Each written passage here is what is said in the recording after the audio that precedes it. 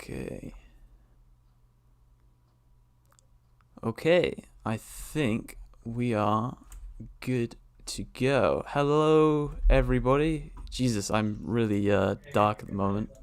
Here we go. Right. Yes, hello, everybody, and welcome to episode 10 of the Movie Buffs. We made it to 10 whole episodes. This is a milestone. I think only the top, 0.00001% of shows ever make it to the 10th episode. So I think if you are here joining us, congratulations, you've made it to this amazing episode. So how's it going, guys? How's it going? Max, you're our guest. You can go ahead first. Hi everyone, thank you for having me. My name is Max Massimiliano, like you can see somewhere down below. I'm someone that likes to talk about movies, comics, art in general. I'm an art student and hopefully soon to be art teacher. And I like to draw sometimes things. A lot. You're being very modest, Max. You're a very good artist, and you've had some. If you guys go follow Max on Twitter, on Instagram, it's SupesBatsy, isn't it? That's what it is. Yeah. Some great art, some really cool Thank you art. very much. You had one out today for was it a Flash one I got to see?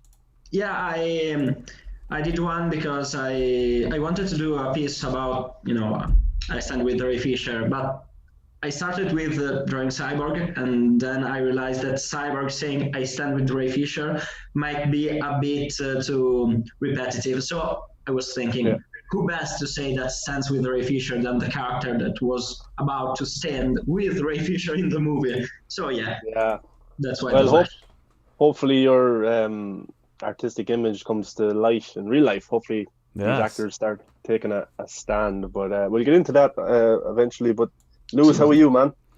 I am not bad. I'm doing quite all right. It's been a bit of a crazy day in the Twitterverse of things, as I'm sure that's putting it lightly. But I've been all right. It's been a bit of a while since we last had a sit down chat, and since then I have achieved the amazing accolade of having finally fucking seen Wonder Woman 1984 at long last.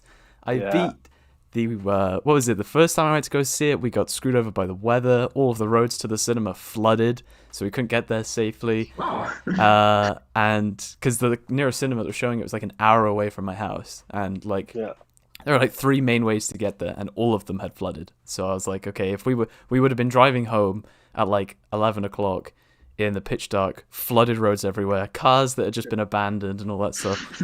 So we finally got to watch it, and paid our money. We didn't. We did support the film, which is good. And then to my surprise, after having watched the film, I found out that I seem to be in the minority of people who actually liked it. So, but I'm sure we can get into that later. Because it was interesting because you were staying off online because you didn't want to get any spoilers, and so you didn't see all the reactions and stuff like that. And I was messaging you, did you see the movie yet? And I get no response for 2 or 3 days. Lewis is off the grid. He does not want to be online whatsoever. But you eventually got to see it, and now we get to talk about it. But should we get into the Ray Fisher stuff first? Yeah, I think that's probably a much better idea. Because today has been a crazy day. We began with Ray dropping a big tweet post, I guess, basically reaffirming everything that's gone on and not taking any of the heat off of specifically Walter Hamada. His attention has shifted off Joss and Jeff for obvious reasons, because we've obviously seen that Joss has been removed from a bajillion projects that he had lined up, and Jeff Johns is supposedly on his way out.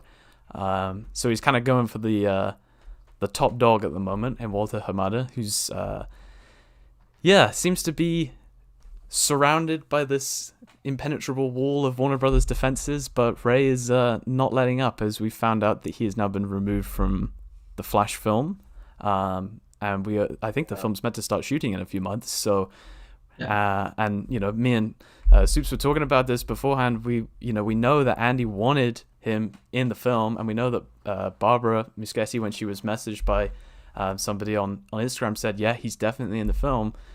So yeah, what do you guys make of it? It's a bit crazy all of a sudden, isn't it? Yeah. Well, I want to address, this isn't a Flash t-shirt. This is actually, it's a wrestling t-shirt. It's Flash for today. It's Flash for today.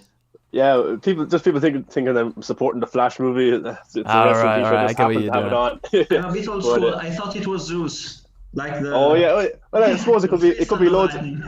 Yeah, it could be lots of interpretations for. Yeah. But, yeah. So that Ray came out yesterday with the big statement.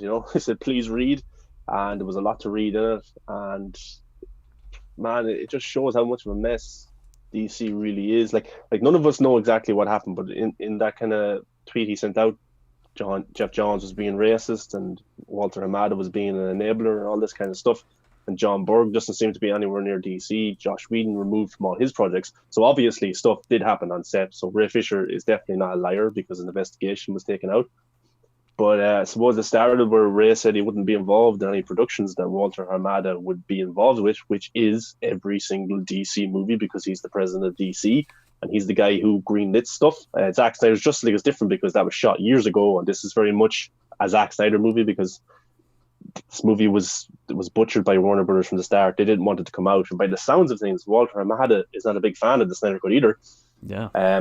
Because Ray said that he just wanted nothing to do with the Justice League Snyder Cut. He wants to move on from that in the statement. So yeah, it's pretty messy, and it's pretty bad that someone who's speaking out over racism and whatever other stuff has been removed for a movie that they were supposed to be a big part of.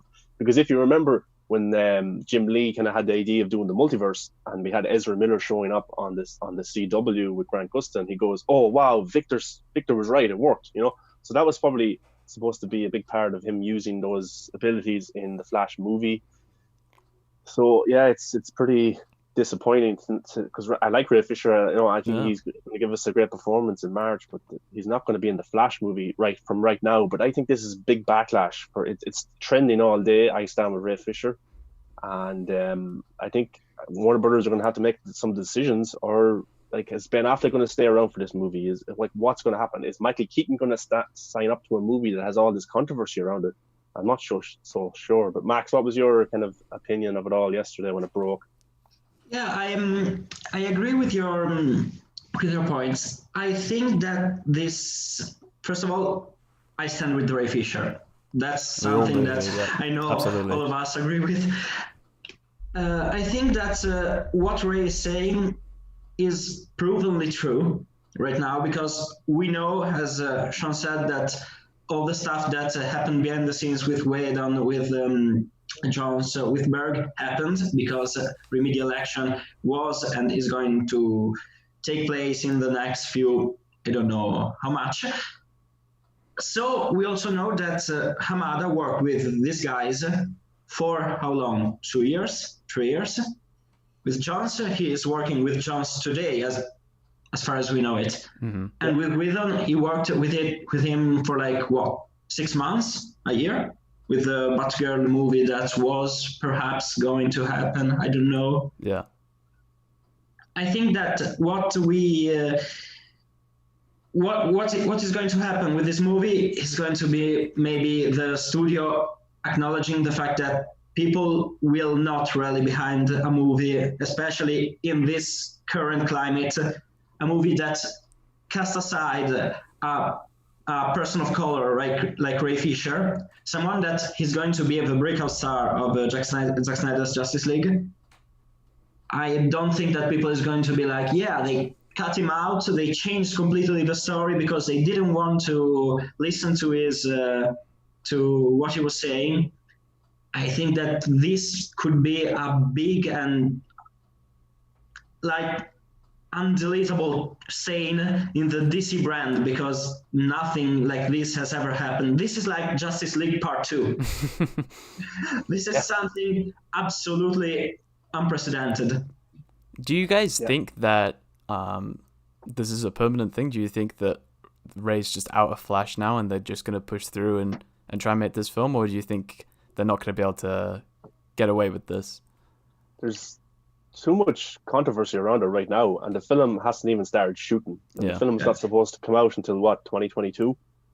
You know, I don't think it's going to make that release date. They haven't started shooting. Michael Keaton hasn't officially signed on. Ben Affleck could drop out as easy. You know, I think this film is in a bit of a mess, and it's a bit hard on Andy Muschietti because I'm sure he has a great idea. But again, this is Warner Brothers, this is DC, saying to their artists, okay, you can't use this actor or this character. But Andy Muschietti's like, he's in my script. You can't use him. And Jeffrey Dean Morgan was always kind of in about talk for Flashpoint as well, because I remember him saying in an interview doing for The Walking Dead, like, oh, I lost out with Michael Keaton. So was that Walter Hamada, was that DC not wanting to bring the Snyderverse and not expand it anymore, or leave Jeffrey Dean Morgan? That was a Zack Snyder team, would bring in Michael Keaton. You know, like, how deep are they willing to go to kind of leave behind what Zack Snyder was going to do? But this Flash movie, I think Walter Hamada could end up losing his job over all this. I think big changes could happen to this movie. I think this movie could end up not being a Flashpoint now. I think the script could get rewritten again, like, because I think this movie there's never been a confirmed script for this movie, because a few months ago we found out that Ben Affleck read the script and got back to them within a week and said, oh, I'll be in it. But what would have happened if Ben Affleck said, oh, I don't want to be in it? You know, what happens if Michael Keaton drops out? Like, what way does the script change then? So this movie is a mess. Warner Brothers is a mess. DC is a mess right now. And I'm pretty pissed off at it. I'm pretty annoyed because I get into other reasons why, but the racism is a big no-no, all this kind of stuff. And then what's it say for people who want to speak out about toxic abuse in the workplace? And then we get to the movies, how big of a mess the movies are right now. So I'm a bit pissed off. Max, what's your thoughts on that? Yeah, I absolutely agree. I think that this movie will not get released in 2022 or whenever it's supposed to be released, because I don't know if you guys remember when in 2014, I think, there was that first slate where it was supposed to drop. There was supposed to drop a Flash Green Lantern movie in something like 2017, I think. There was this slate going around, and then we got the movie. We didn't get the movie that was going to have Famuyiwa. Yeah. The Lord and Miller movie. How many directors went and left this project? I think that this project is very, very delicate for DC, especially after the Crisis on Infinite Earths event that we had last year, because it has to tie in a good way all the DC saga. I don't think Warner Brothers and DC can allow themselves to botch this attempt at catching up with Marvel on the multiverse side, because since DC is going to be DC and WB is going to be WB, Marvel is going to be the multiverse before The Flash and before DC Comics. I think that the biggest thing that can change everything is if and how Ben Affleck, Ezra Miller, and the Muschietti brothers, brother and sister, are going to react to this news. Because if they say, yeah, let's go forward, and I don't think everyone is going to be so, cheerfully leaving Ray behind, the movie is going to happen and the backlash is going to happen, and that's on their hands. But if, like Luis was saying, Andy really was the one that said, no, I want Ray in my movie, I want Cyborg to be in my movie, and now they say, no, he is not going to be in the movie because the guy up ahead that maybe said no to this and to that and to that is going to say no to this other thing, this big block character, because as Ray said, Ray was not going to be a cameo. He was going to be a big role in the movie, probably the guy that led to the multiverse. We don't know. I think that we're going to see in the few weeks, months, maybe a big change in what is going to happen and what is not going to happen, especially after Zack Snyder's Justice League.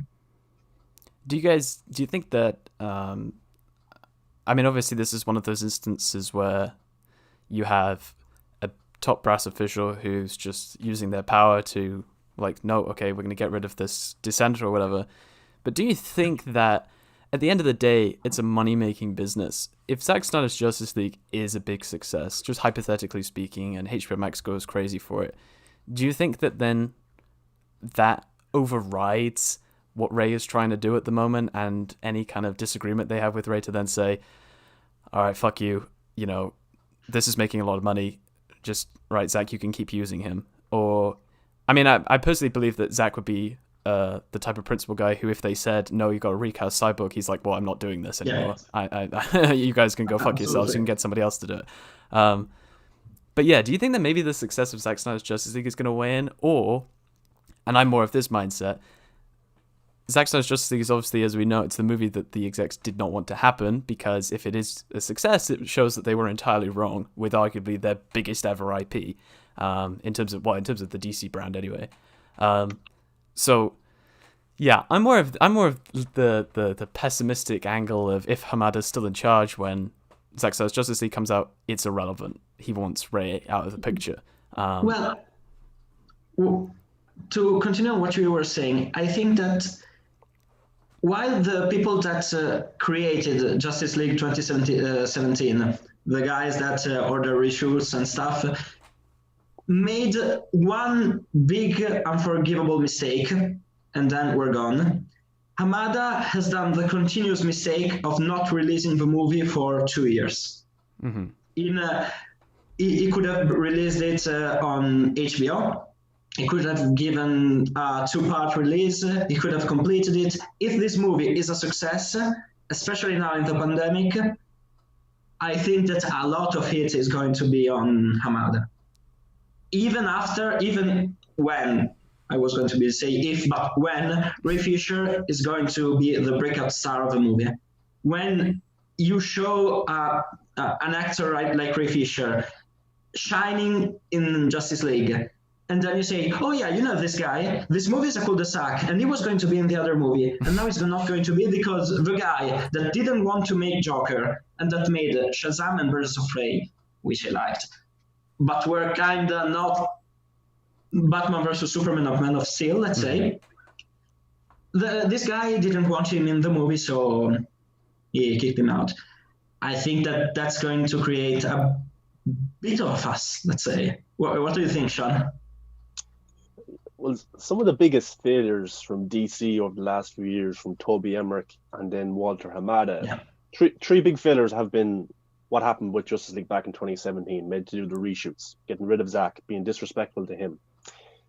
The 3 years of not releasing the film, not acknowledging the film, that's a big mistake too. And then I actually think them announcing this movie and this movie coming out in March is another big mistake for them personally, from a business standpoint, because these are the guys who are supposed to be over DC, supposed to make the big decisions. What happens if Zack Snyder's Justice League comes out and it's brilliant, and Ray Fisher gives one of the best comic book movie performances of all time? How bad does that look on the decision making from Toby Emmerich, DC, and Walter Hamada over the last few years to do reshoots, not release the movie, and then release the movie, and to show how bad they are at their job? The Joker proved how bad they are at their job. $1 billion comic book movie that won an Oscar, that was lamented, brilliant, everyone loved it, won at the festivals everywhere. That's a big mistake from them again. DC has been disrespectful to their talent, not only on a movie standpoint, but also a personal standpoint. So it goes back to Zack Snyder. It goes back to David Ayer, what they did to their movies. Zack Snyder going with a personal tragedy, and then to not give him the time to come back and do his movie, making rewrites, and Jeff Johns coming in, all that kind of stuff. That's big disrespect. To have Jared Leto as the DCEU Joker, and to say, okay, we don't want to use you anymore, we're going to recast and we're going to use Joaquin Phoenix, without even telling Jared Leto. And I'm sure if Jared Leto was in Birds of Prey or Suicide Squad 2, he wouldn't have minded too much, but they left him in the dark. Then you have Ben Affleck as Batman, and they recast, and he leaves, and Robin Pattinson comes in. Then you have talks of Michael Keaton coming in as a Batman while Robin Pattinson is Batman. Like, that's disrespect to the talent in a way.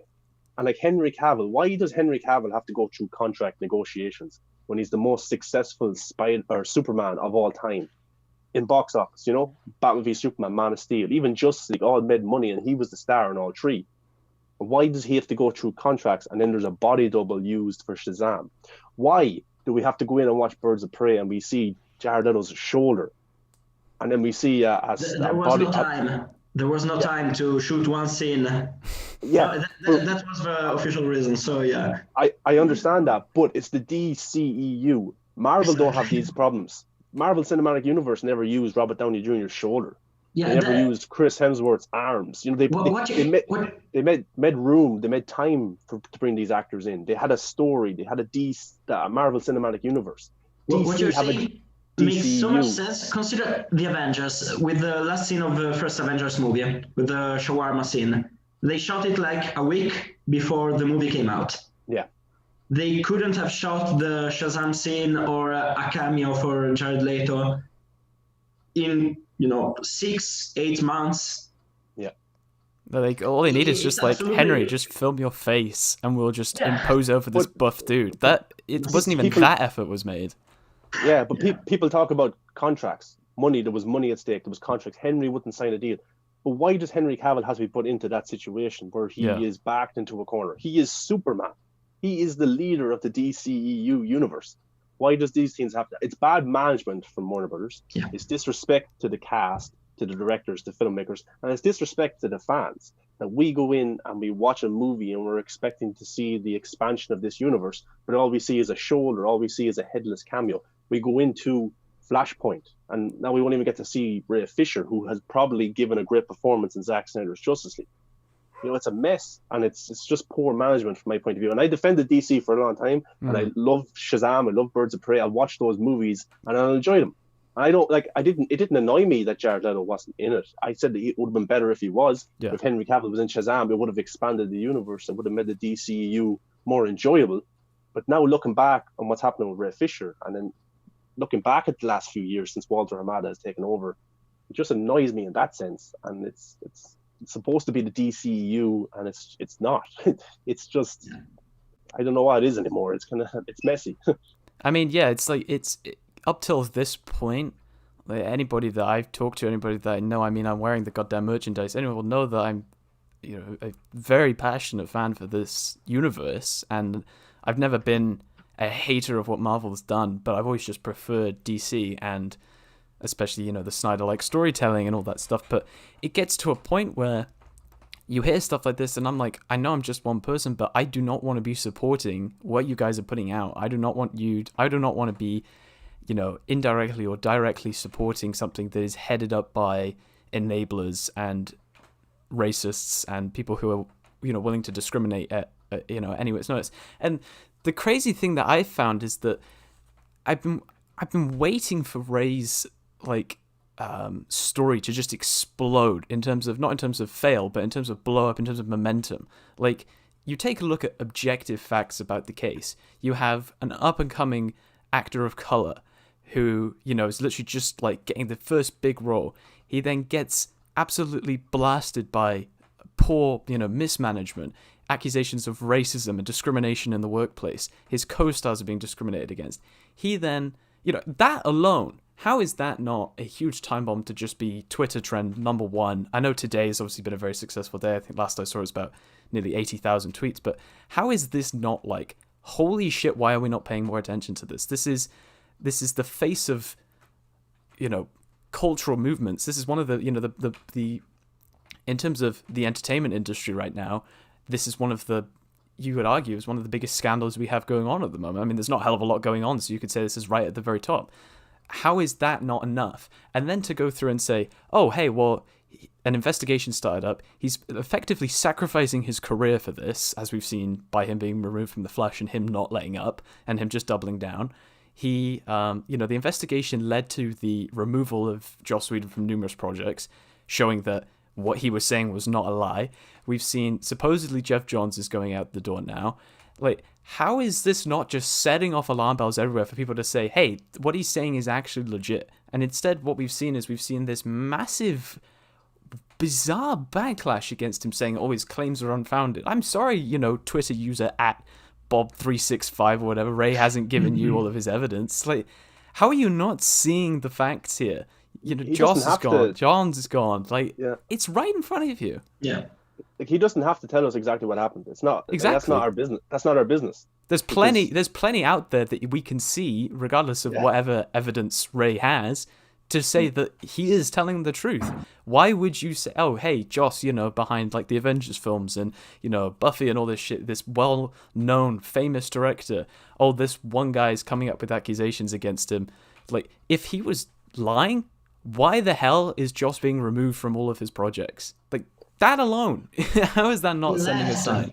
He left on his own. Oh, I'm sorry. Yes, he left. He what? The project he created. I'm just gonna walk off. I got a bit too much money. I don't really need to do these projects. Yeah, it's really even when the news came out that Joss was kicked out of the what's the name of the project? The Nevers, something like that. Oh, that's off the top of my head. That project, nobody cares. What was that, Max? Sorry. The project that Whedon was making. The Nevers. The Nevers, yeah. Nevers, yeah. So when the news came out, HBO Max commented like, "We have tied our relationship with Whedon," or something like that. That it was like a big fuck off, Joss. like 3 words. And then we're going to put out this project with other people and other creatives, etc., etc. We've seen Joss Whedon clearly being sidelined for Wonder Woman 84, clearly, because it didn't publish it once, I think, in 1 year, 2 years, maybe. He didn't talk about it. He didn't publish pictures. He didn't do interviews, nothing. And they have the courage to say, yeah, nothing has happened. He was lying. He is not giving us the facts. People are getting fired because of him and other 80, I think, people that were interviewed. Yeah. So and I think that among those other people, there were Ben Affleck, probably, Gal Gadot, Jason Momoa, Ezra Miller, and all of these people, to go back to the Hamada and Hammerich situation, all of these people know damn well that this situation came out thanks to Ray, and wouldn't have come out if Hamada and Hammerich had their way. Yeah, and you see people. I think Gal Gadot posted a picture earlier on today on Twitter and Instagram, and people were in the comments saying, "Speak up for Ray Fisher, say something, make a tweet." Yeah, I don't agree with that, because you never know what's happening behind the scenes. You never know what's going on. Like, you can't just make someone put a tweet out and defend them. You can't. So you never know what's going on behind the scenes. And people were tagging Zack Snyder as well to make a tweet and defend. You never know what's going on behind the scenes, guys, because we only see what's on the surface or what's out in the open. You never know what's going on. So I wouldn't jump on that kind of bandwagon, either. But it just goes back to disrespect for their talent. This huge disrespect. And if there is the racism that Ray is talking about, that's a big no-no as well. Like the Adam actor as well, completely removed from the 2017 film. Yeah. Ray Fisher's Victor Stone's mother, completely removed from the movie, and Harry Lennox was always supposed to do an extra scene with Zack Snyder for Martian Manhunter. Exclusive. Yeah, thank God he's exclusive. Sean, remember, it's an exclusive. Collider living back 6 months before everyone else. But, well, you also think of Cyborg's father, his big emotional arc that we know has significance to the plot, completely stripped out, and then you see like things like with look at the characters that were all brought in. You have this Russian family that no one cares about. You've got this dude at the prison, and I'm like, I don't want to be the not that I don't want to be the person who says it. I just want to, it's clear when you look at the objective facts, you see that all of these characters that are being brought in randomly are all white, and all of these characters that are being taken out are, people of color, are minorities. And it's like why? Like, if you're gonna, I know you've got to trim or whatever, but I mean, this then goes back to when you talk about trimming, that then goes to the underlying issue of mismanagement and not letting Zack just make his film. Like, you guys couldn't hold off maybe like a month, let Zack come back and try and finish his project, or and this is the thing, they obviously want to get their bonuses in by the end of the year, and they want their big paycheck from Justice League, regardless of how much money that makes.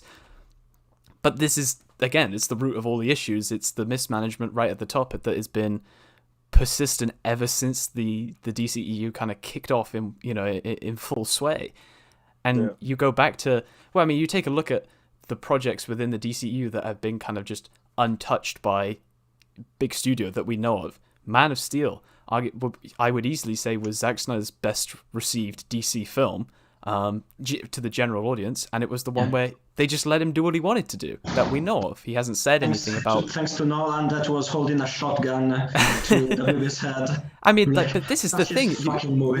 Your entire cinematic universe should not be established, or the safety of your entire cinematic universe should not be established on the basis of Christopher Nolan having to sit there and say, fuck off, let this guy make his movie, That should not be the case. And then you have your BVS, and then all of a sudden... Like, this is one of the things that always baffles me about the executive's reaction to Zack making BVS is when you look at his filmography, when you look at someone like Watchmen, how did you not see Zack making a Zack Snyder movie when it came to BVS? Like, how is that not something that you just go, hey, who should we get to make this film that we're going to use to set up the entire, future of our cinematic universe? Hey, let's go for Zack, who's going to make probably his films have been pretty polarizing as of late. He just made like a 3-hour Watchmen movie. Yeah, let's get him and then just do whatever. Like, if you guys wanted that tighter control over your cinematic universe, and I don't mean this as disrespect to Zack is not the person that you would have picked if you wanted to just play it safe. So that right there is like the first inclination of mismanagement at the highest level. But to then see it all kind of coming to light with, legitimate accusations of discrimination in the workplace, where you have people like Gal and Jason actually kind of lending their voices to the whole thing, it's insane. But I'm so glad it's actually coming out. So, like they took away 30 minutes of Batman v Superman, and we didn't get to see that until the Ultimate Edition. Suicide Squad is a completely different movie. David Ayer has a different cut. Jared Leto's in way more of it. Birds of Prey, Cathy Yen even came out and talked about her vision was messed with. Even Wonder Woman, the first one. Yeah, the third act of that was changed as well, The third act. Exactly. And then we find out that Shazam wasn't touched too much, probably because the budget was very low, and probably because Jeff Johns was big time involved with that movie and all, But then we have Wonder Woman 84 come out, and there's a kind of big negative spin towards that. But it's just like, why do they mess with the movies so much? Why did they decide, we have to cut this out, we have to add this in? And like, you wouldn't mind if the changes that they were making added something to the movie or something, like the 30 minutes for Batman v Superman, maybe, I don't know if it would have made a difference in box office or maybe critics, but still, it's the director's vision. Then you have Zack Snyder talking about the only 2 movies in my whole career that I got full freedom was Army of the Dead and Man of Steel. And like, I could see like Netflix are respectful towards their artists, because you can talk about Zack. He had a meeting with the head of Netflix, and he goes, "Well, what story do you want to do? Go write it, and we'll shoot it in a week." Like, that doesn't happen. That's great. But then, like, people probably are thinking, well, we're not talking about the same thing here? We're talking about the movies, but we're not talking about the racism. The two of them overlap because it's the same people making the same decisions. It really is the same. It's the same. It's all coming together because those things overlap. Those things carry over into the movies. The Justice League, when Joss Whedon came in, it wasn't so bad because maybe he messed up the direction. It's because the cast morale, everyone was just like, fuck this guy and fuck this movie because he's being a dick, and that carries over into the rest of the movies. And it's just, I don't know. It's annoying, and I don't think it's going to die down anytime soon. Hopefully it doesn't. And I think like Ray's getting a lot of tweets, a lot of support in that way, but I think his performance in Justice League is going to make them look very bad. And I think the cry out for more Ray Fisher Cyborg will be too loud for Warner Brothers to ignore going forward. Yeah, absolutely agree. I mean, this is just it's sad because I mean, like, up until basically about 2 days ago, I kept on having this conversation in my head. Like, whenever I hear people say like the DCEU is a mess, in my head, like, I'm not trying to go like hyper defensive, but I thought, okay, like, objectively, the entire DCEU, it's okay, it's connected or somewhat. But then if somebody says, yeah, but then you've got like Zack's film coming out on HBO Max, it's like, okay, but then that's just a director's cut if you want to put it in the simplest, most reductive or reductionist explanation possible, right? And then I'm like, okay, yeah, you had all this speculation about different Batman and stuff like that, but nothing's really changed. You just got a Flash film that's going to have 2 Batman in it, and it's going to be crazy, right? And then it's like everything else is just, oh, I want to see a director's cut of this, I want to see a director's cut of that. If you're just explaining that to somebody about why the DCEU isn't actually that messy. What's happened in the last like 24 hours has just kind of completely blown a lid off that. And it then kind of really forks your audience even further, because they're like, okay, do I want to keep supporting DC films because I just love the DC universe and I love these characters and I love these casts and I love these directors? Or do I actually want to say, hey, I don't want to be supporting this kind of level of institutional racism and discrimination that's going on here, so I'm no longer not going to watch these. You know, I've seen this all over Twitter in the last days, the number of people saying, fuck this, I'm Snyderverse and that's it. I'm going to watch Zack's Justice League, and if anything spawns off that, great. HBO Max stuff, that's cool. But these big films that still have your Hamadas and your Johns name on that, I don't want to touch that. And then all of a sudden it becomes really hard to say, yeah, DCU's not really a mess at the moment. I mean, there obviously is a huge bubble of us that just like, we've got Zack's Justice League, that's our happy spot, that's our little comfort zone, and we don't want to be, you know, linked to the rest of this stuff. But it's... sorry, I just caught my eye as I was finishing that. Brian says, if Ray's performance is what we expect, how does Warner Bros. Backpedal and bring him back into the mix? Well, I'll let you guys say that one. Does Ray want to come back? Very true. If they ask him, does he want to? If Walter goes, do you think he would? Do you think that would be like the only thing that's... Obviously, we're just we're just guessing at this point, but do you think that there are other kind of factors in the industry that are preventing him from coming back? It's like these people who are in charge. It's the same suit, it's just a different face. And the one person who I really like is Jason Kilar, because he's very engaged. He engages with his audience, his fans. You know, but he's enough on his plate as well. He's trying to run HBO Max to be a success. But like, I don't know, the next person who comes along as the DC president, are they going to be any better? Because we've had, before Walter Hamada, it was Kevin Tusahara, was it? Tsuchihara, yeah, something like that. And there was problems there. Toby Emmerich is always probably going to be there. He's not going to retire until he's old and not able to move. And even then, he's probably going to stick around. But like a brain in a jar connected to some tubes. Yeah. But like, it's just, I don't know. Like, if Walter does leave, it depends who's going to be in charge next. I can't help but feel that there was that whole kind of, and I'm just thinking back to it now, the whole the rise of Jim Lee kind of seemed, now that I think about it going back, I don't know why, but I just get like a really bad vibe from that whole thing, in the sense that Jim is kind of like a fan favorite. People love him, you know, his work is amazing, and seeing him do things like at Fandom, and him talking about, like, the other day he put out a tweet where he was like, and I think you responded to this, Sean, there was when he put out this big tweet saying like, oh, I'm looking forward to the Suicide Squad and Black Adam and Zack Snyder's Justice League. He put them all together in the same tweet, and it was like, whoa, this is crazy. He seems to be this guy that just kind of, he had a surge out of nowhere, and I'm not saying he's part of the problem or anything, but it kind of just feels like, if you really wanted to be like really well won over with the fans, like, he is the type of person that needs to be in that Hamada role, that needs to be in that, I know what these guys want, and you need somebody like that in a superhero related business, I would argue. I mean, you take a look at someone like Feige, right? And I'm sure we've all given the Marvel model slack for being a bit samey and repetitive, but it works, and it works really, really well. And you have Kevin making, you know, just keeping a lid on everything and not being a massive asshole, and it works. So, like, you need someone like Jim Lee to be taking over that position for DC, in my opinion, but still keeping that DC formula of saying, okay, Zach, you go do your thing. Muschietti, you go do your thing, you know? But I'm just going to keep tabs on everything. There isn't. Yeah. Feige is probably the perfect example of something that WB hasn't ever had. Yeah. And I'm talking even about Zach. Feige is someone that has a plan, let's not say a particularly creative plan, but he has a plan, and he's saying, okay, we're going to do this. There's going to be, you know, a slight alteration of the plan. We might have this, we might have that, but he has a plan. Disney gave him the power to complete his plan, and now his plan is going perfectly. WB wanted Disney's plan, but without Disney's creativity or creative shackles, let's say. Yeah. They wanted the MCU for DC. They let Zack do Man of Steel and Batman vs Superman, but they didn't like it, so they changed it to Justice League. But people didn't like it, so they went the route of standalone movies and stuff like that. The only ones that were successful were Ultra Grim and Edgy and Dark one like Joker, and a Snyderverse sequel, Aquaman. The others were taken by the audience, and personally, I know they were financial successes, and I think only Shazam, Birds of Prey kind of bombed.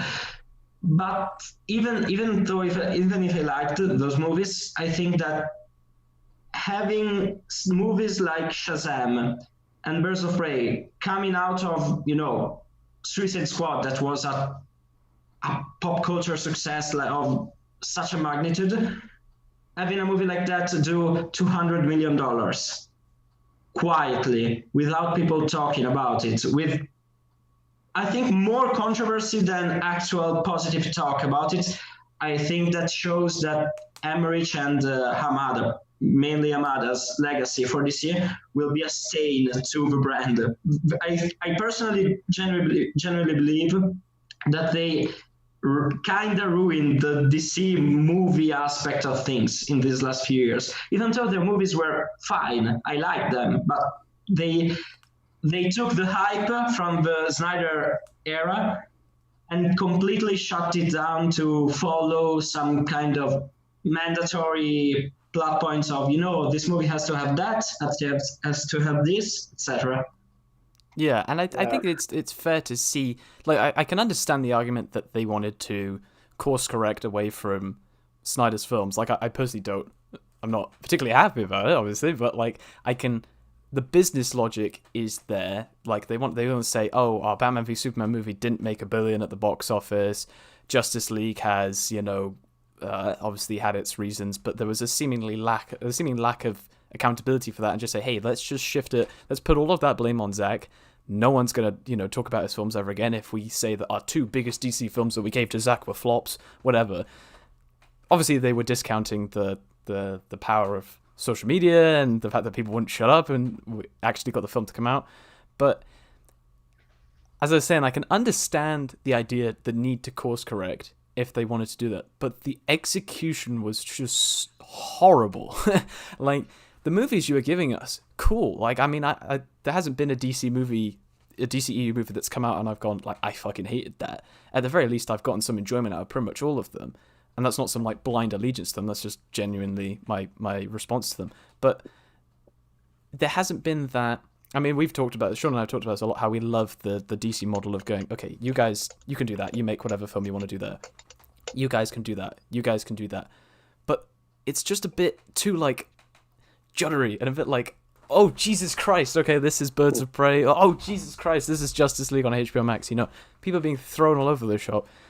There just needs to be some better elements of more world building, and I think stuff like a Henry Cavill in Shazam would have been a perfect example of that. Just to say, hey, these films are their own thing, but they are very well connected, but we're not going to, like, push that too heavily.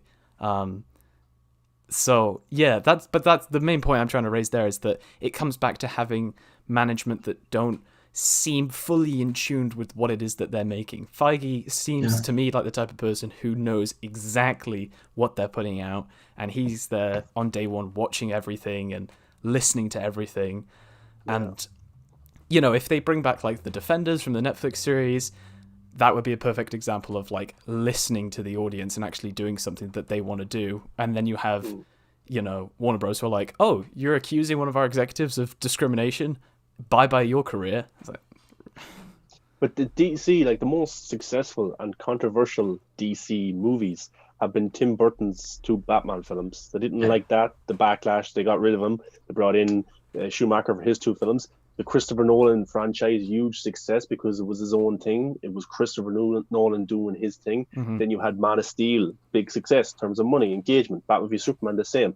The biggest properties they've had have been successes in terms of box office, and also over people talking shit about it, which is okay as well. I don't mind people who don't like it. Any publicity is good publicity. Yeah. But then whenever DC tried to be Marvel, Justice League is a prime example. Yeah. That's where it goes wrong. It doesn't really work out. And look, what's the most exciting thing that people are talking about right now with DC? Zack Snyder's Justice League, which is an old trilogy that's gone. DC have moved on. That's coming out in March. Michael Keaton returning as Batman in Flashpoint. These are what gets the most clicks from the Tim Burton world. Ben Affleck returning as Batman from the Batman v Superman days. But I thought Batman v Superman was a failure and everyone hated it. Yeah. You know? And then you have the sequel to the very successful Oscar-winning Suicide Squad. Now, Suicide Squad was messed with, but it made a lot of money. And it had a lot of people going to theaters. And there's a sequel coming. I know it's with a new cast and a new director and stuff. But still, that's the sequel to that movie. And it's the same IP. It's not them going, oh, Jesus, right, we're not going to touch Suicide Squad again. Yeah. So those are the four things that people are most excited about. Now, you got Matt Reeves' Batman as well, which I'm looking forward to. But when those darker worlds are brought into light, like the Joker, that's where Warner Brothers shine. That's where they kill it. But then they want to change. But Maple Donkey in the chat made a good point. He goes, Warner Brothers just made enemies of DC fans. I'm pretty sure the only reason people kept watching it is because the films were connected to Snyder. I see a lot of people, myself included, saying we're leaving DC. And there was Easter eggs to the Snyder world in Shazam. You know, the Batarang. There was references in Birds of Prey talking about Bruce Wayne. And Joker, Jared Leto's Joker was referenced, even though it wasn't really him. Henry Cavill showing up in Shazam. You know, they did reference those things. You had Jason Momoa from the Snyder casting. Big success. But it's like, even though Aquaman made $1 billion, you don't see people every day online saying, I can't wait for Aquaman 2. You know, it's kind of slowly going by. And I don't know, I still watch these movies and I enjoy them, but it's just the connective tissue should be a lot better. Yeah. You're saying something I didn't think about. Hamada's legacy will also be having a movie like Aquaman make $1 billion and not fast-tracking a sequel. Like, if this were Marvel, we would have had Aquaman 2 by now. We'd have like a trailer by now at least, and we would be... Yeah, at least a trailer. And now we're talking about, Aquaman is going to shoot in the next 9 months, something like that. It doesn't make sense. Hamada completely botched the how he handled DC and how he's handling DC, and I hope Killar notice it, because Well, this is the one thing that there's been like the most consistently well-received thing in its very short lifespan has been the HBO Max. It has been them going, hey, you want Zack Snyder's Justice League? All right, we'll give it to you. And everyone's like, oh, whoa, wait, you guys are listening to us? You guys are actually like giving us some DC property that we actually like really want to see? Like, okay, well, you can have my money. And then you get this like fragmentation of entertainment even further, especially when it's in universe, when people are going to go, fuck it, I can't be asked to go to the cinema, in a post-COVID world. I've watched all this shit on HBO Max recently. And then it's like, and especially when you go so tonally different with Snyder stuff and non-Snyder stuff, that people just try and simplify that process down for themselves and go, all right, I'm just going to watch this shit, Again, that's a complete guess, but I think Sean would said it really well. DC has this really nice opposition to Marvel in that it's doing the whole directors can do what they want, they have their own sandboxes, but that connective tissue is it's pretty weak at the moment. And stuff like the Ray Fisher situation, unless that is resolved, is just going to make that even weaker. Like, how do you have Ben Affleck come back? And if you are going to do that scene in Flashpoint where he gets a letter from his father, how do you not have Jeffrey Dean Morgan there? Like, if you had Jeffrey Dean Morgan, it adds that emotional substance to the scene. It just does. But that's just small things, but it does a lot. Like, Robert Downey Jr. showing up in the Incredible Hulk film, the Ed Norton one. I think it was a post-credit scene or a scene with Nick Fury. That's world building. That gets people excited. Yeah. But then when you have Jared Leto's shoulder off in Birds of Prey, it's just disrespect to the fans and the artist. Yeah. That's Max's cameo. Yeah, I mean, it is at a foundational level, and this is the thing. Like, a lot of the time you can just say like people are like, oh, it's just a fucking movie, who cares? But it's like, this is characters and stories and stuff that you are literally investing in with your money and your time, and your personal hobby, and whatnot. To be insulted by a studio who just seems to be like, just give me your cash, whatever. At the very least, when you look at the Marvel formula or whatever, at least they build the things that you want to see. Yes. They give you your Infinity Wars. They give you your Endgames. They give you...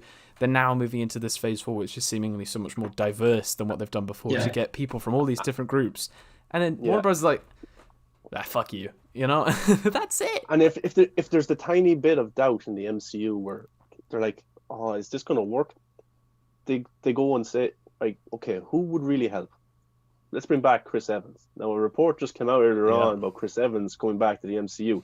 DC should have been like, the moment that Make the Batfleck movie was trending and stuff like that, they should have been in negotiations with Batfleck to say, hey, look, HBO Max, money, you can direct or you can write, just go and do your thing.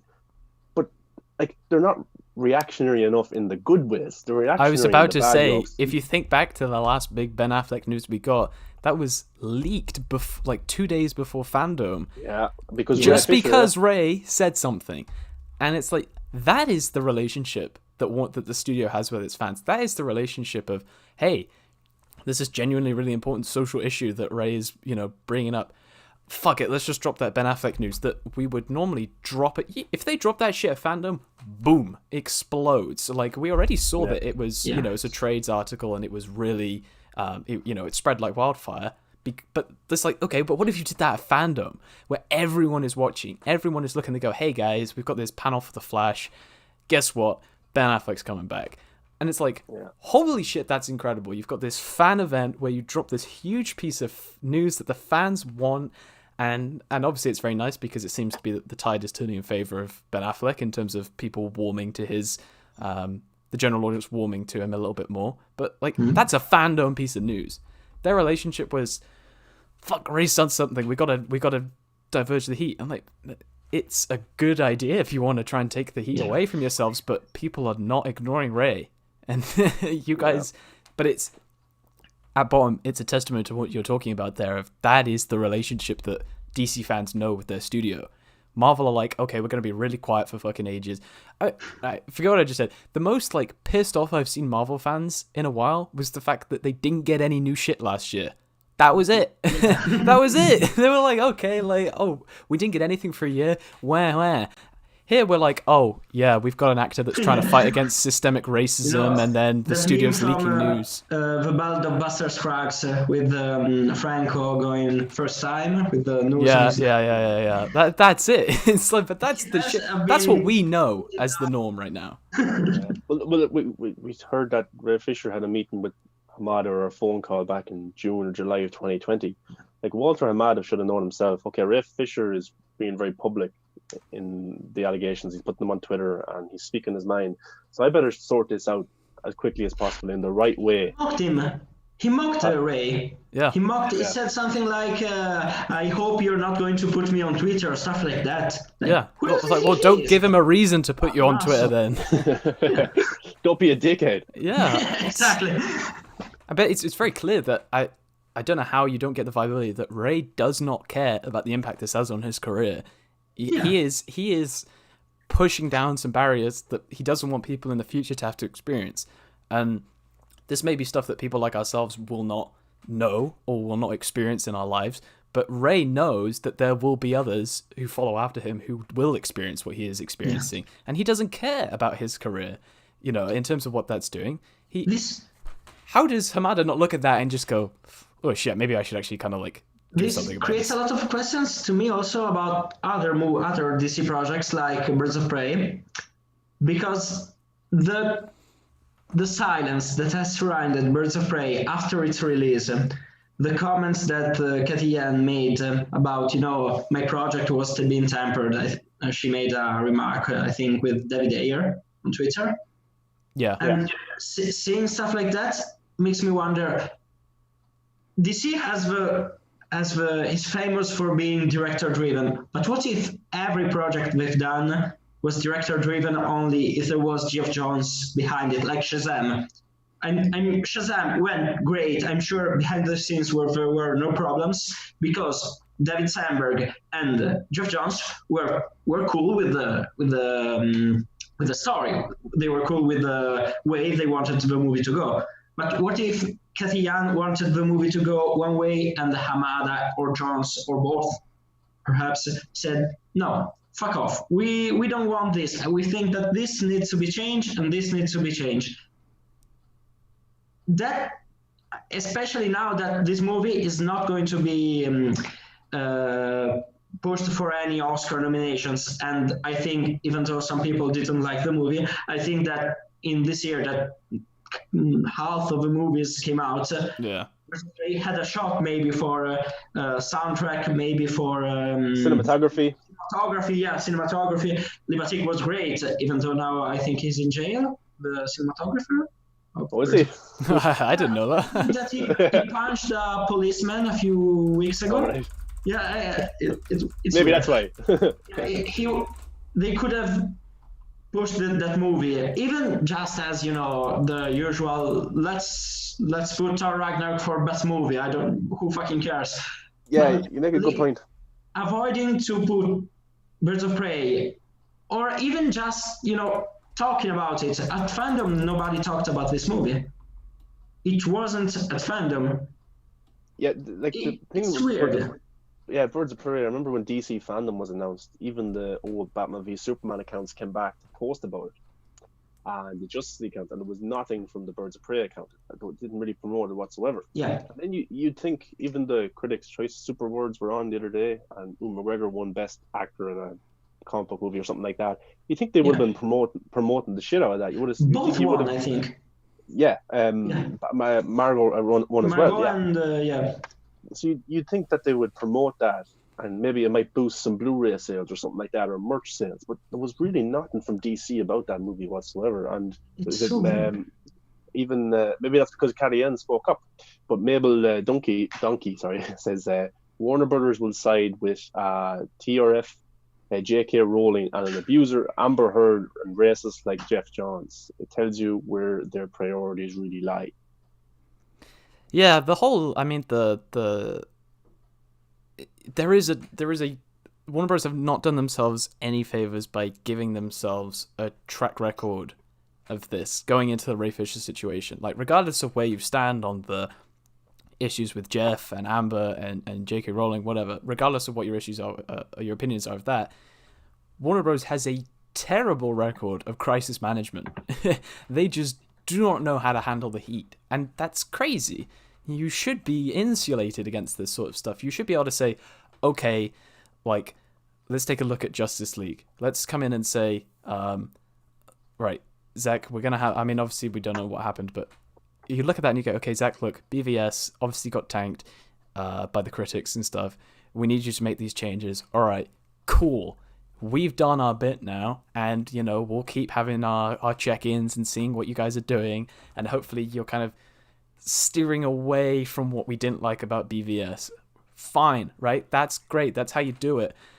Saying, oh, this director's had a personal tragedy, let's just completely redo his movie. That's not how you do things. That is not how it works at all. Maybe Hollywood, was able to do that in the past, but that is just not how you handle things now. And with any situation, just refusing to come out and make statements, refusing to be assertive on the right cases and on the right positions, and just refusing to give fans what they want, aside from Zack Snyder's Justice League, like, what are you guys doing? And you also have the internal squabbles. You mentioned it before about how Joker very nearly didn't get made, and that's why it had such a small budget. Like, there is seemingly no consistency in that upper management.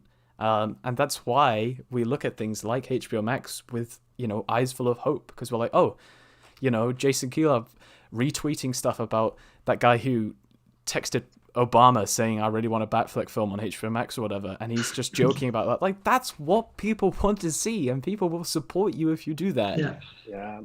It's like the thing, but I love the Joker story because nobody wanted it, and Joaquin Phoenix believed in his vision and in his story, and Todd Phillips and Joaquin Phoenix, and Martin Scorsese was even a producer at a time as well, so that probably helped with it getting made. And I love that Todd Phillips had made something like over 200 million or something from the movie because he had such a big pitch into it, and Warner Bros. Got a fall. But the thing, there's an interesting thing that should be considered as well. Like, Josh Whedon directed 2 very successful Avenger movies, And he was never brought back for a third, and he was never brought back for any other Marvel Cinematic Universe. Like Jon Favreau did the first 2 Iron Mans, and he hasn't directed an MCU movie since. But he's been in countless movies, and he's over Star Wars there now at Disney Plus. So his career has got bigger. But Josh Whedon went away, was distant. So I'm not saying stuff happened on the set of Avengers 1 and 2, but if it did, Kevin Feige made sure it was kept quiet, and he dealt with it internally, and he got rid of Josh Whedon, and he hasn't been involved since. So it just shows you that maybe there is problems at Disney as well, but we just don't know about it because it's dealt with internally straight away in terms of Marvel Universe. It doesn't bleed into any projects. You're not seeing, you're not hearing like any of this. Oh, is Chris Evans going to come back for Infinity War? Like of course he is. Like that's not even an issue, you know. But even Ed Norton, I think the guy who played Red Skull, like they didn't want to come back and do more. But there wasn't a big, massive deal made of it. They didn't say, "Oh, I was mistreated," or anything. They just didn't want to do the movies because they didn't like the story they were going. That's about it. That's the only big things that come out of Marvel. And fair play to Kevin Feige that when he greenlights a movie, it happens. Yeah, he is good at that. And it's like you take a look at the early MCU, and you're thinking like films like, I mean, Iron Man was obviously this big, great success. It was very well received. But then early on, you have your Iron Man 2s and your Iron Man 3s that are like, whoa, you know, the ice is a little bit thinner than we thought. Things are getting a bit wobbly. What do? Let's just compose ourselves and let's keep pushing forward with this, you know, united vision, and let's just be simple about it. Warner Bros. Would have been like, Iron Man 2, panic, right? Replace the director. Let's recast Robert Downey Jr. Let's start making films about, I don't know, front gardens. Let's just make something completely different that we... Yeah. It's weird to see upper management that just don't seem to know how to handle heat. Yeah. And Ascendant Ancient goes in the chat. Jason Killar is personally answering people's tech issues on Twitter. That's the kind of boss I want to work for. And he engages with his audience, and that means a lot going forward. Yeah, and apparently many people in Hollywood don't like him, so he gets many points just for that. That's a sign that you're probably doing something right if Hollywood doesn't like you. When a few weeks ago, there were these 2 articles. One with Jason Killar, with Hollywood turned upside down.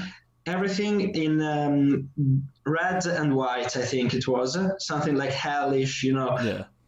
And he was talking how he was changing Hollywood and ruining theaters and killing cinema.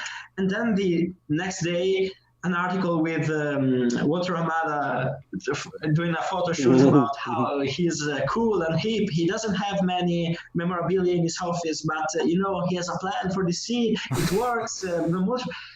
That shit is so embarrassing because while Killar is doing stuff, and he's doing stuff that will work in the next few years, Hamada is just someone that tried to do his piece.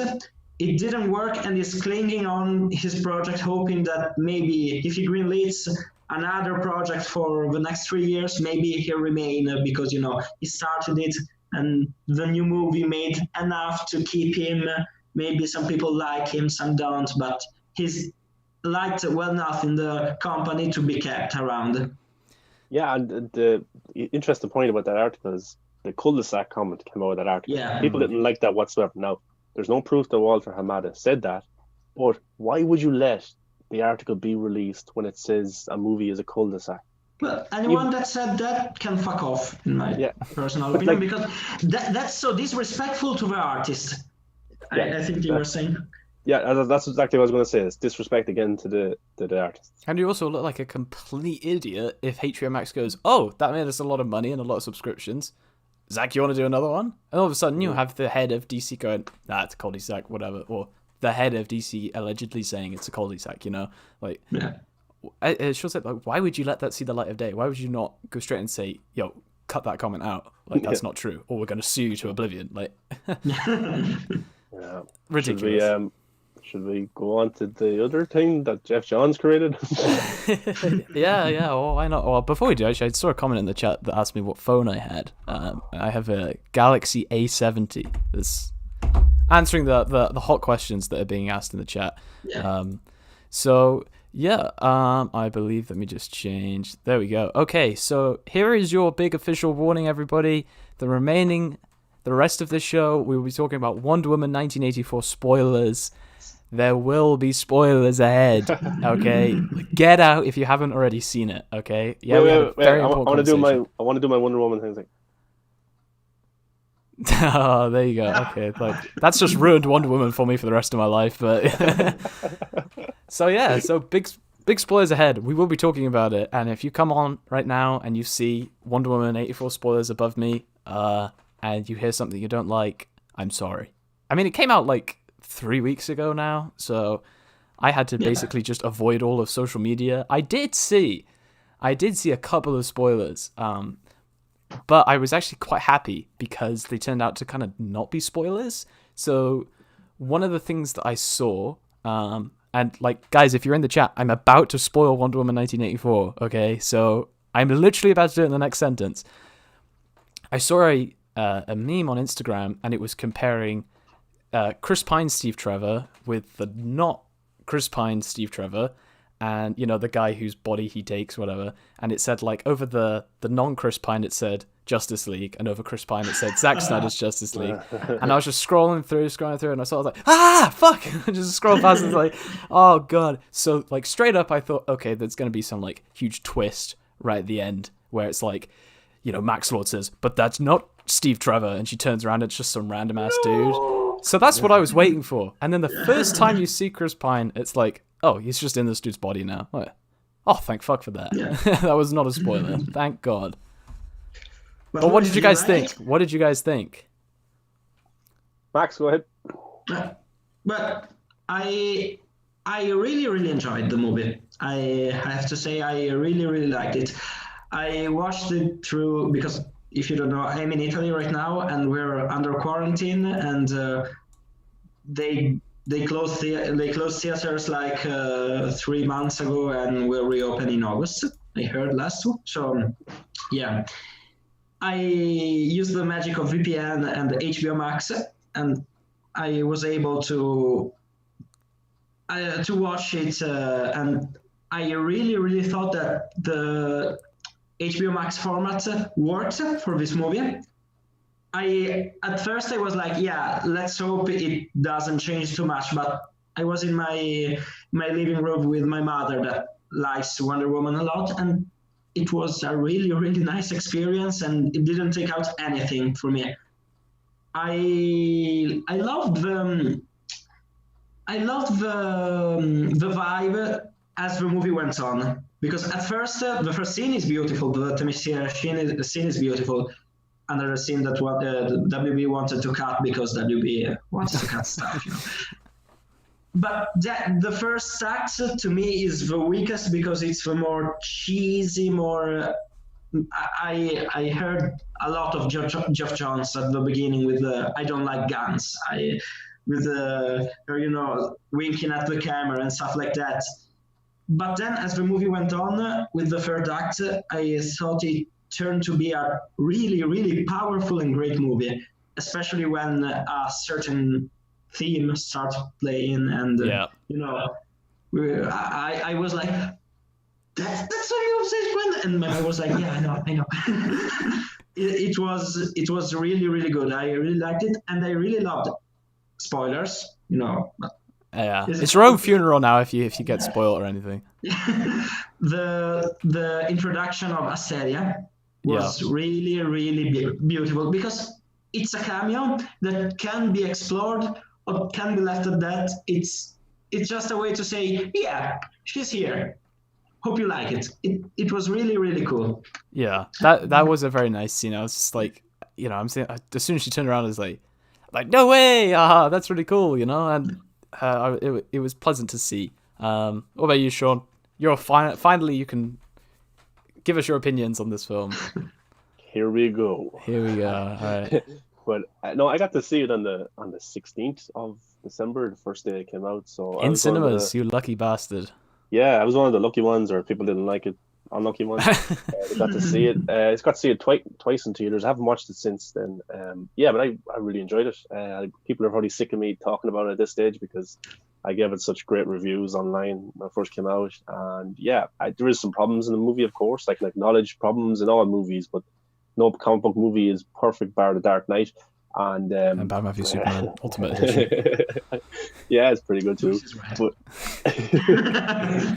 but there's some problems, and there's problems in every movie and stuff, but I can bypass those. But yeah, I enjoyed it. The opening scene was brilliant with young Diana, their kind of version of the Olympics.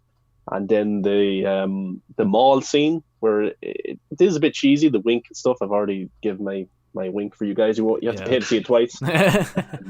But yeah, I actually liked it because I thought it was very fitting, because she's saving children and the children are there. It's just want to be seen. I actually liked it, okay? And even though some people didn't. But overall, I thought Gal has improved her acting big time, even since the first Wonder Woman, because I watched the first Wonder Woman before I watched this one. And her acting's good, but it's much improved. And I thought bringing back Chris Pine added a lot of emotional substances to the movie. And it is one of the most emotional comic book movies that I've ever watched.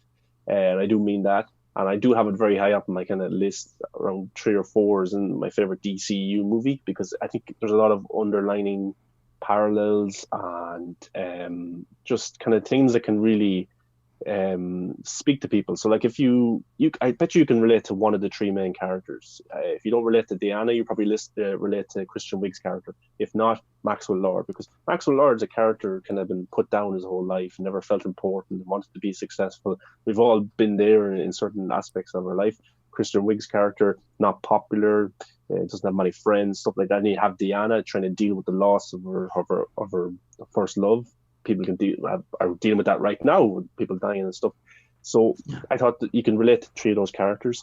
The action wasn't the best. I think maybe they should have brought Zack Snyder in for the action alone, just to help them direct that, or help Patty Jenkins, because I think it would have added a lot to the movie.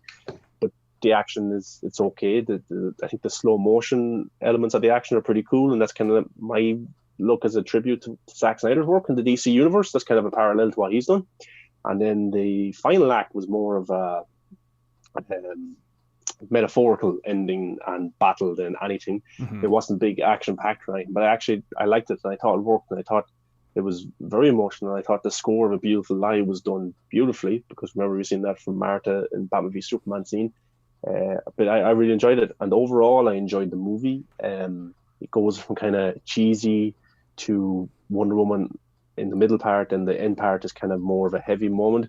I understand that not everybody would renounce their wish and not everything will go back to normal, but there is some cheesy moments in that. But I think what hits really hard is actually it's a story about 3 characters that are very interesting and have many layers to them.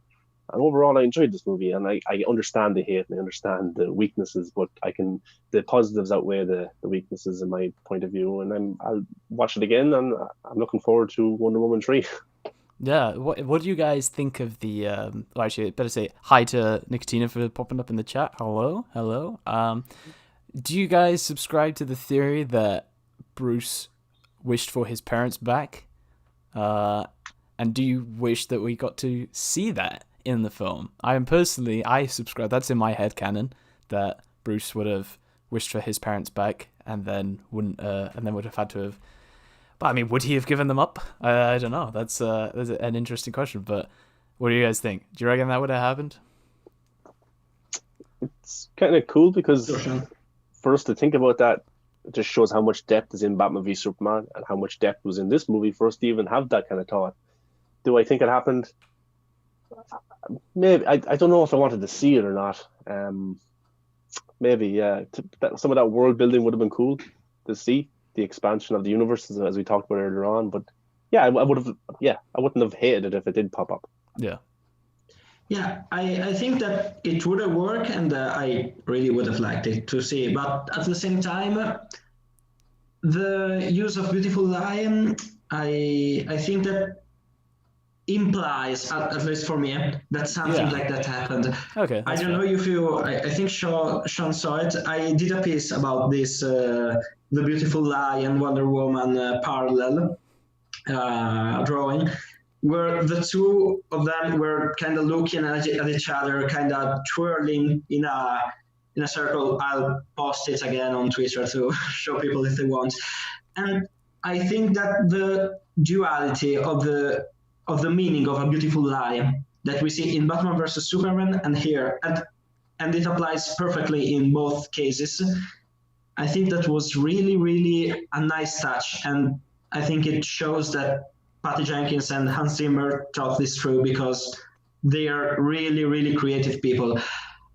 I wonder, and let me just be conspirational here, let me put my tinfoil hat. I don't think some people that might have worked in the movie, like some writers, some comic book writers, let's not put Geoff Johns names, sorry. Whoops. I don't think that this is an element that they would have liked, because putting a theme from the most pivotal moments of Batman vs. Superman, a movie he clearly didn't like. Yeah. I think that probably was something that he might have fought against, and maybe the reason we have in the movie it's because they tried to fight it over it, and when Johns were like, I can't work at the movie anymore because the studio will cut my head off if I come close to this after the Ray Fisher stuff. Maybe they decided, this is a temp, but this works, don't do anything else. I think that for me, that was the highlight of the movie, the emotional weight of the same theme used in two different scenes that at the same time work perfectly together. The existence of a beautiful lie that saves you, but at the same time, it's all a lie. Yeah, and I mean, the title as well works. As you're saying, the title works perfectly for Wonder Woman 84. It is all basically a lie in terms of you not knowing what it is that your wish takes from you. And yeah, I mean, like, it was one of those things that I had heard about prior to the film's release, like knowing it was going to be in it. But then when the piano like kicks in, I was like, oh my god, I'm just having like flashbacks to 2016, sitting in the cinema watching that Martha moment again and being like, oh my god, like that just took me way back. Like having a flashback of Bruce having a flashback. Yeah, exactly. I mean, it's just, but fortunately for me, it wasn't like PTSD like it was for Bruce. It was a pleasant memory of me going back to watching that for the first time. But I mean, I was, in terms of speaking of the soundtrack, it was also nice to hear the theme from Sunshine as well. Was in that when she flies for the first time. Adagio in D minor. That's it. Yep. Yeah. And I think it was used for like a Days of Future Past trailer or in the film, I think. Teaser trailer, yeah. That's it, yeah. So like as soon as like the first chords of that start going, and I was just like, this sounds a lot like the theme from Sunshine, and then it starts going, I was like, okay, yeah. I thought that was a really perfect fit for that scene. Yeah. And that was probably my favorite scene of the movie, her flying for the first time. Yeah.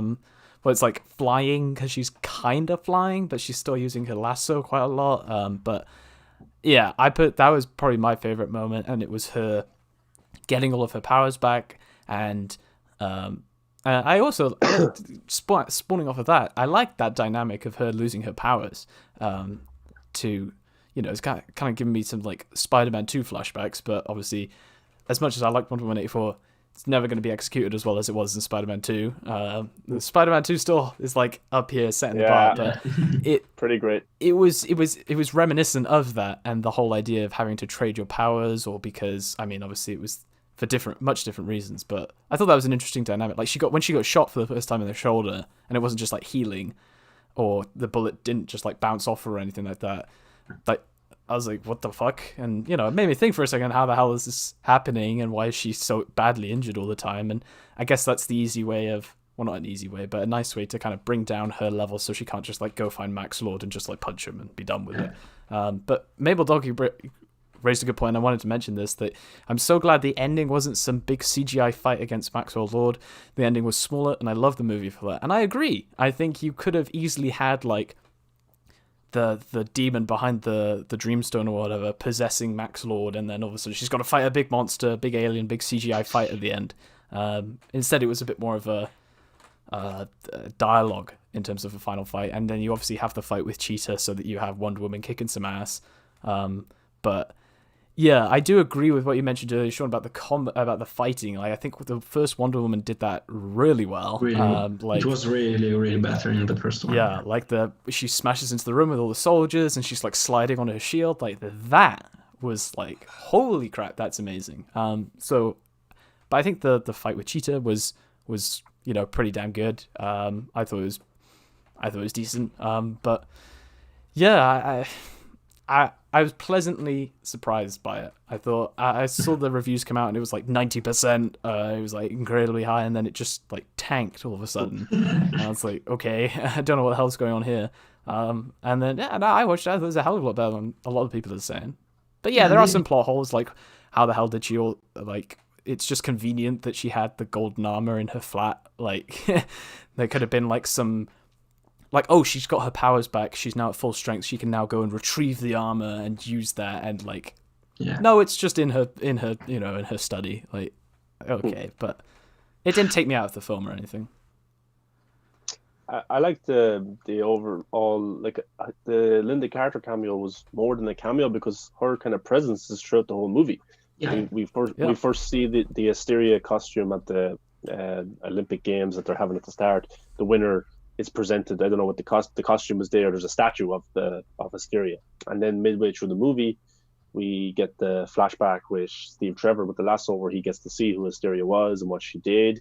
And then the third act, we get to see Diana wear that armor and fight Cheetah, and then the post-credit scene is Asteria. So that kind of, it wasn't just a cameo for just a wink at the camera to say, oh look, this is the old Wonder Woman having a cameo. Like a Stan Lee or something like that. It actually had a presence throughout the whole movie. Yeah, it's a meaningful cameo that she was actually somebody of significance within the Wonder Woman story. And it also implies a pretty badass thing in the fact that she didn't die when she was holding off the hordes of men, as you saw in that flashback. Like, she somehow lived in all of that, which is like, okay, like you could have maybe... The whole point of that is obviously to show that she was willing to sacrifice herself and that she is this inspirational figure within Themyscira. But it's like, in my head, I'm like, all right, that's fucking cool. The idea that she fought off all of these guys and just lived and was like, yeah, I'm all right. I'm just going to go strut my stuff around the place. But I really like that. But I thought the moment where she has to renounce her wish and she loses Steve Trevor, pretty emotional stuff. I won't lie. Hit pretty hard. God's acting was great. Yeah, very good. Much improvement there. Brilliant stuff. And then when she finds out she can fly then as well, and she's using the lasso, and then the score kicks in. Like the thing is, you can use different music that you've seen in films before. Like different music pops up the whole time that you've heard in other movies, but scores aren't really reused that much. But I thought it worked pretty well, that Adagio score from Sunshine. It suited that and then added to it. And then the scene with Cheetah could have been a little bit better, but then at the end of the day, she wasn't fighting Cheetah to kill Cheetah, because Cheetah wasn't an enemy like Ares, the god of war. Mm-hmm. Cheetah was a person that was her friend, and then she's been kind of manipulated by the wishes. And I like how Diana was able to put herself into the footsteps of Maxwell Lord or Cheetah by saying, okay, I made the exact same mistake these people did. I made a wish as well. I wanted to bring Steve Trevor back. Christian Wiig's character wanted to be more powerful. Maxwell Lord wanted to have power, be important and stuff. So Diana was as bad as the two other people. Like there was no real villain of this film because everybody made a wish. So how can you see the difference between a hero and a villain when the hero made the exact same mistake as the villain? And I like the dialogue at the end with Maxwell Lord where he understands, I've had everything that I've always wanted. I had a son who loved me, and that's all I wanted was someone to love me. And I like the ending there.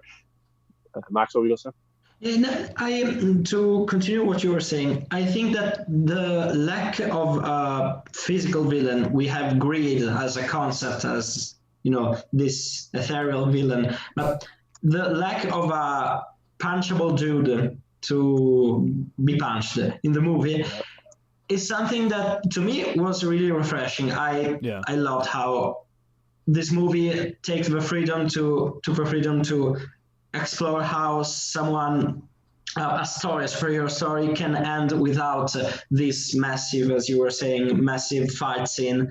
It can end with two people talking to each other and a father hugging his son. Like I was about to do a spoiler, but for The Mandalorian, so I won't talk about that. It's similar. Pedro Pascal is such a great actor in paternal roles, but besides that, I think that this movie, and maybe you can give me your insight in this, your input on this. I think that this was the perfect movie to be released before Zack Snyder's Justice League, because it gave people the loving Diana that many detractors maybe wanted from Batman versus Superman or stuff like that. But at the same time, it readies many of the detractors of this movie, of Wonder Woman 84, to a more complex and maybe more, we know that there is going to be a scene with her kneeling with kids, talking to kids, like a kid is going to be that she is going to say that she wants to be like you.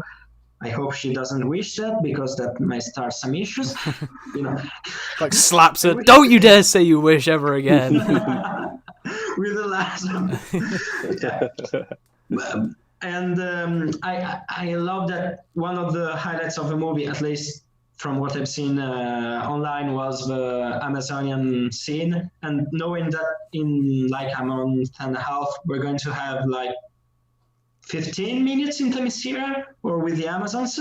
Yeah. Something like that, with the flashback scene and the Israeli action and the Steppenwolf stealing the mother box. So we're going to get more of that. We're going to get more of loving Diana. We're going to get more of ruthless Diana that maybe was lacking in this movie because no next snapped, sadly. Yeah. It would have been pretty damn dark if he's like, oh, I just wanted a son that loves me. I was thinking like they're not going to go that route. Jeff Jones is not going to go like, the Diana that you love, that brings such children, bam. But I mean that's part of the spectrum that Gal Gadot's Wonder Woman encompasses, and that you have this, as you say, the Wonder Woman solo films focus on that very caring and nurturing side of things, and then in Justice League we're gonna get the warrior side of her. And I love that description that Zach gave on his Elseworlds picture of her from the Crimean War, where he was like, I stand for truth and love and all that stuff, but if any of you try and weaken truth and love or destroy it, I'm gonna murder the shit out of you. Like that's what we want to see, because that's, I think, the thing that hooked everyone in with her in BVS wasn't her like being all kind and compassionate. It was her like smiling in a fight against Doomsday. Like that's what got people hooked into her as a character. And then obviously the first Wonder Woman kind of gave her that emotional depth. But it's not like people go, well, I mean they do, but people don't go like, oh, Zack Snyder edgy, Zack Snyder make her murder, Zack Snyder bad. It's like, no, people fucking love that shit,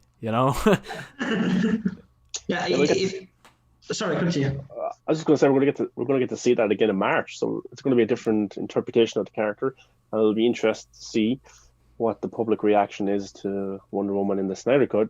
Do they prefer Wonder Woman being a badass, cutting off heads and beating the shit out of people, or do they like? Well, Zach, in fairness to Zach, he has that, and he probably will have those compassionate moments as well, because with the little girl, probably stuff with Bruce. So we will get to see that side of her as well, but also the badass side.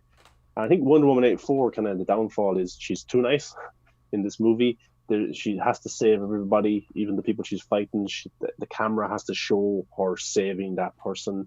Like if they're falling, she catches them and stuff. But in fairness, as I said, there is no villain, so there was really nobody out there to kill her. They were all being possessed, to fight her by Maxwell Lord's wishes. So she didn't want to kill people who weren't really in control of their actions. So I understood that part. In Wonder Woman, it'll be different because she's going to be, or in Justice League, it'll be different because she's fighting an actual Steppenwolf, another god kind of dark side, like Ares. These people want to kill and dominate. Nobody's possessing them. They're just bad because they're bad. So it's going to make sense in the Snyder Cut when she's actually fighting with passion and she wants to kill you. Yeah, I mean, we know that, as you say, there will be those compassionate elements that we've seen from Patty's films, because we know that we've seen Zach speak very highly of Patty and her films and wanting to do right by her and be consistent with the stuff that she's put out as well. But at the same time, we do have to remember that Justice League was shot before Wonder Woman 84 came out, so there will still be quite a contrast, I think, between how she's been portrayed in those films. I mean, I'm more of a sucker for the cutting off heads type of Wonder Woman, because I mean, like, she's fucking badass as hell. But I think it will be nice to see Zack have much more time with Wonder Woman. You know, what he did with her in BVS was nothing short of like perfection in my mind. Yeah. So having like a 4-hour film and having her be one of the most important characters gets me very excited to see what he's going to do with that. Like even something like the scene where she saves the school children or whatever, like it'd be fucking hilarious if that scene just like starts off with her just like fucking stabbing a dude and then everyone would be like, oh no, Wonder Woman doesn't kill, you know, you're gonna get that. But it would be nice to see, you know, Zack's Wonder Woman over 4 hours. I'm very excited for that. It's gonna be like because we were so used to PG-13 Wolverine in the X-Men universe. Yeah. And then the opening scene of Logan was him just absolutely cutting off arms. And people in theaters were like, oh, R-rated? Yeah, this is R-rated. And everyone was like, oh my God. And they loved it. Yeah. You know, and they should have did more of those Wolverine moments. But that's what's going to be like when people watch the Snyder Cut. It's like, that's Wonder Woman. I mean, it's just one of those things that's going to be a case of, you know, 4 hours of Zack Snyder Wonder Woman. Well, I mean, obviously not just her, but like to be able to, because I mean, we may not see that again. You know, we may not see the Zack Snyder Wonder Woman again. And there's nothing wrong in my mind with Patty's version of Gal, and it's very compatible with what Zack's done. But that level of like brutality and that level of like fury and vengeance and like anger, like that's great to see, and that's it. It shows that she is that the two sides of that coin. She, you know, wants truth and love and justice, and that's what embodies her as a character, and she will do anything she can to achieve that. And that includes cutting off people's heads. And you're like, yeah, hell yeah. I want to see more of that. Yeah, and so we should probably get to the part about Gal Gadot's Wonder Woman. I'm not going to use the word, but she gets with a guy's body who isn't Chris Pine's body. What was everyone's thoughts of that when watching the movie? Wow. Mike, should I go first? Well, let's say the idea, I see why people consider it controversial, because it can be seen as literally her almost raping someone because she took over his body, and then does her stuff. But at the same time, I see her argument. She posted something on Twitter about how this is a trope in many movies, like I think Big, where the character changes age or does stuff, changes body, and then does stuff with his body. I think it could have been handled in a more cleaner way, maybe giving him, you know, a whole new body completely, giving him his body and then saying stop. Because at the scene at the end of a movie where she's talking with the guy, the handsome guy, I think it's called. Yeah, something that's his like name. that. First name is Handsome. That's guy, handsome. That scene to me didn't deliver me as much as many other emotional scenes in the movie. The scene was like, you know, like, yeah, let's tie up this thing because we started it, so we have to finish. So I wouldn't have gone this route, but at the same time, I don't see anything particularly wrong with it. But I can understand why people don't like it. It's, you know, I can understand the controversy around it. Let's say that. Yeah, pretty much the exact same. I think it works, and it didn't really like occur to me when I was watching it. It was only afterwards. I think I was talking to my brother about it and just saying like, "Oh yeah, that's kind of a bit strange." But there's never any point where it's like it like cuts to like, you know, there's like whenever in the film with Iron Man in it, it cuts to a shot of his like face when he's in the helmet and you can see his heads up display. Like there isn't a moment where it cuts to like the dude whose body that was taken over and he's like, what the hell is going on? Like I'm trying to get out of here. And it's like he's stuck inside Chris Pine or whatever. But like, so yeah, I can understand why people would be like, whoa, that's a bit weird. But I think it's just kind of a suspension of disbelief to just say that Chris Pine is like, it's not Steve Trevor's conscience that's like in this guy. It's that is Steve Trevor now. That is him, and they just didn't explain what happened to him. Like, oh, there's some.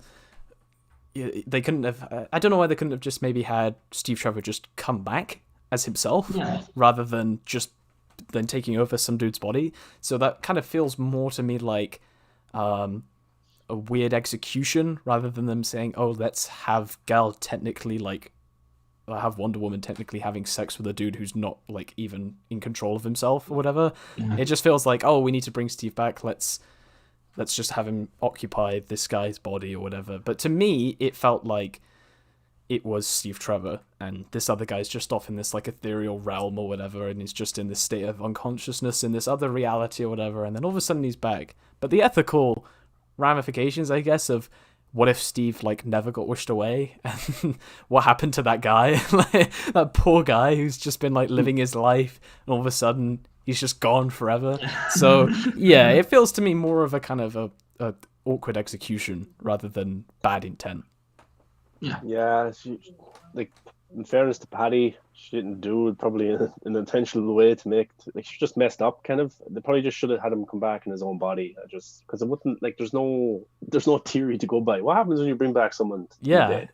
No, this is unrealistic for what happens when people come back to life. God damn you, Patty Jenkins.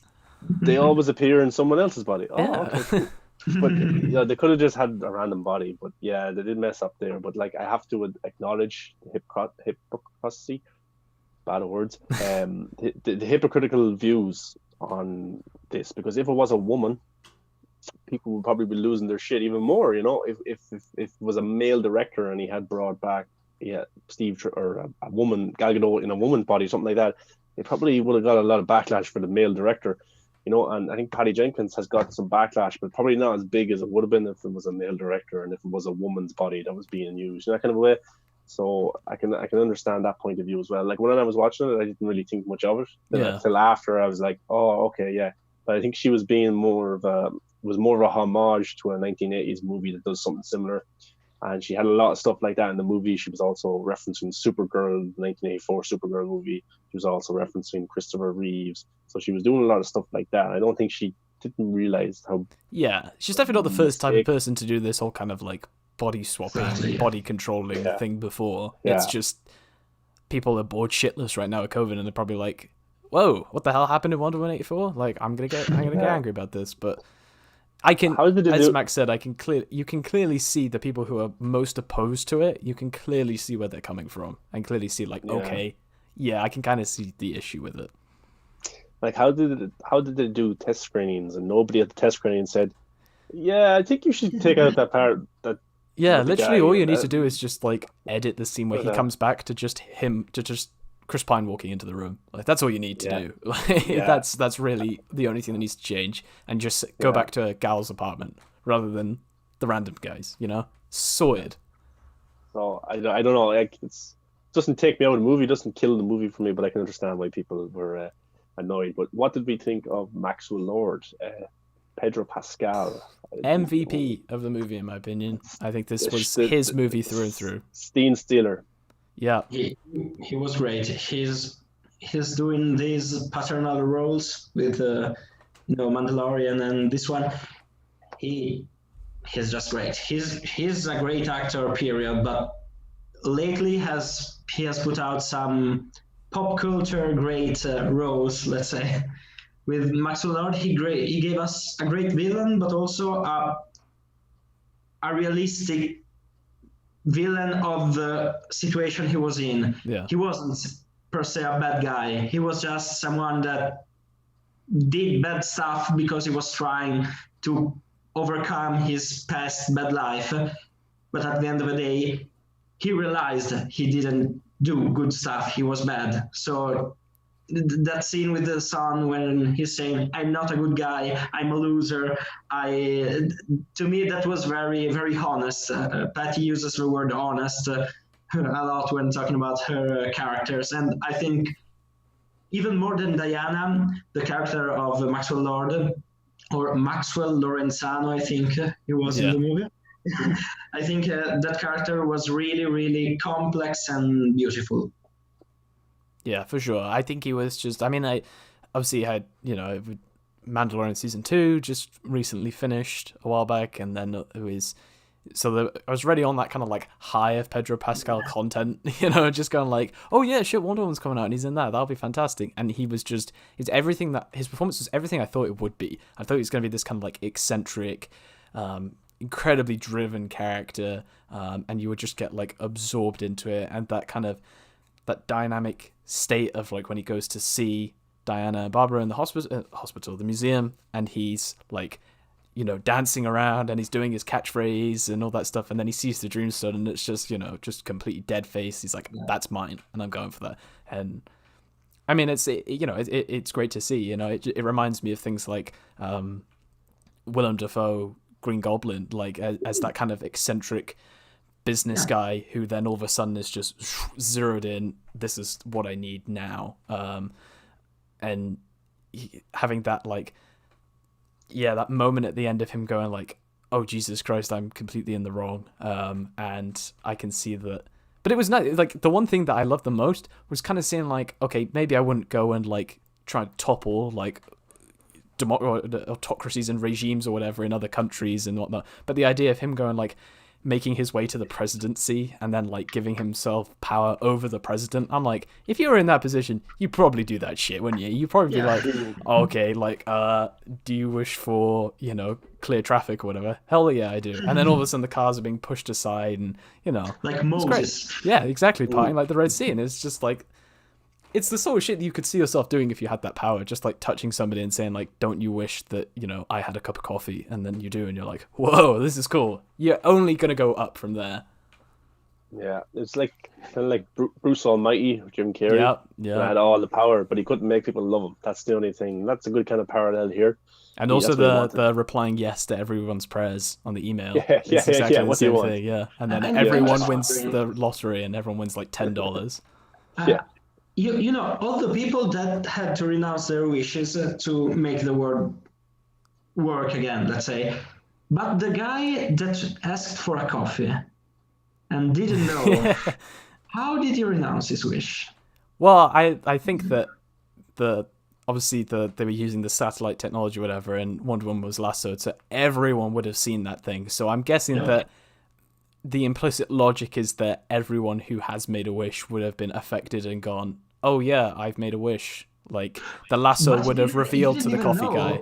Yeah, the lasso might have revealed to the coffee guy that he had made a wish. Because like the implicit assumption there is that people are saying like, oh, I've just wished for like $1 million. Why would I give that back? The assumption is that through the lasso, they would have seen that like the end of the world was about to happen because of their wishes. Like that's what I just took from that, and I don't really know how you like convey that in terms of film. Like, unless Wonder Woman says, "Guys, the world's about to fucking end," can you just say, "I renounce my wish," and then we'll go from there? Like, it doesn't quite work. It's nearly like it's too perfect the ending where everyone renounces their wish, but it would be great if like Maxwell Lord was like losing all of his power, but for that one little bit of that coffee guy who just hadn't renounced his wish, and then all of a sudden the world ends because this guy just liked his coffee too much. Yeah, it's but yeah, no, I loved him in the role. I thought he was very captivating as the villain or as the person. I don't really want to call him a villain because I think he was very deep layered and people can understand him. Because a lot kind of similarities to Jesse Eisenberg's Lex Luthor and Batman v Superman, where he stole every scene he was in and just you wanted to see more from him. Like I just watched constant scenes of them two as their characters because they're just really something cool about them and something you just want to watch them perform. So and even times where it was getting too kind of cartoonish, Pedro Pascal was able to pull it back in at the last moment to make sure it wasn't. So that's a good sign there also. And I love the stuff with his son was pretty cool, and especially the ending scene. But the thing is, about 1184 is the consequences don't seem to be there in terms of. Now I can't be critical. I've said this before. I can't be critical until I see Wonder Woman 3 because what is the consequences of this movie? Cheetah is still around, and Maxwell Lord is still around. Did he get arrested? What's happening with him? Where is he right now? Yeah. In Man of Steel, Superman and Zod fight. There's complete destruction. So many people have died. We don't see people die, and we don't see the consequences until the opening scene of Batman v Superman from Bruce's perspective. So I could have sat and watched Man of Steel and goes, where's the consequences? Like, the city's destroyed. But then if you watch Batman v Superman, you're like, oh yeah, okay, the consequences are highlighted in the next movie. So I hope that Wonder Woman 3 at least addresses the consequences of Wonder Woman 84, because if it doesn't, it's going to be like, you just kind of ignored what happened there. So you have to, like, because in any of the other DC movies in this universe, they haven't acknowledged what happened in 1984. So I hope Wonder Woman 3 does at least acknowledge it in some way, saying, oh yeah, remember 1984? Tough times, wasn't it? Just something that's connective tissue that says, oh yeah, there was consequences. Maxwell Lord is still in prison, or he died in prison, or something like that. Just consequences for what happened. Yeah, maybe that in an ideal world with multiple Justice Leagues, you have a conversation with Bruce and Diana, and then all of a sudden they're talking about what happened in 1984, and Bruce is like, my parents were back for like 10 fucking minutes and you took them away from me, and then like something would be that could be Batman really versus cool. Wonder Woman. Yeah. But it was one of those things I was thinking of, like in that wishing situation of who out of the available superheroes what would they be wishing for at that point in time, if I'm trying to estimate the chronology in my head of like when Clark would have arrived, like, but there have been a point where he would have wished for some understanding of like where he came from or anything like that. Yeah. Maybe if you think about it, Man of Steel is the first when he arrives on Earth. I think it's in the 80s, early 80s. Let's see if it's... I don't know. It'd probably be 90s, early 90s, would it? Early 90s. He arrived as a baby, didn't he? So he's gonna be. Yeah. It had to have been way further back. Well, if we were to say that Man of Steel takes place in 2013, then there's... And he's 33 in that movie, kinda, let's say. Oh yeah, is he playing a 33-year-old in the movie? Must be then. Yeah. Oh yeah. You could just go back from there. Yeah. So it would have been. What, 1980s? So he would have been. All right. He would have been like 3 years old at the point of Wonder Woman. So yeah. All right. We can rule Superman out of that one. Unless his first words were like, "I wish Krypton was here," and then all of a sudden it's like that Transformers film. It would have been cool if he were, let's say 7, 8 in the scene where he saves the children, and he says, "Can I be your son?" Yeah.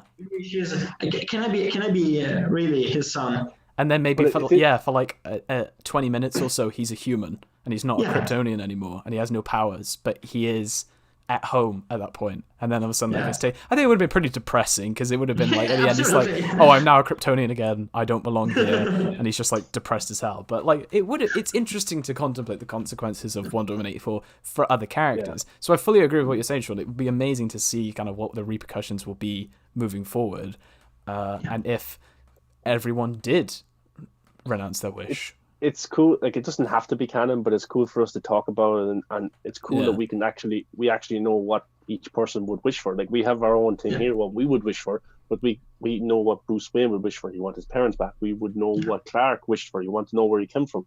Aquaman, he would want his mother back, or to find out what happened there. We don't understand what each character would wish for. Flash would want his mother back if he was alive back then. We understand what they would want. So that's cool that we can see the depth in these characters already. Oh, Imagine John Jones. Yeah, what would he wish for? No fire around him ever again, or something? Just always has a bottle of water with him at all times. I don't understand how Green Lantern was such a mess, but he kept getting work after it. I mean, but let's think moving forward now. So we have Zack Snyder's Justice League is next, and I think, they did say that they were greenlighting and I can't remember what the word is of accelerating Wonder Woman 3's development. We know that they want to go for a present day story. Are there any characters off the top of your guys' head that you would like to see in Wonder Woman 3?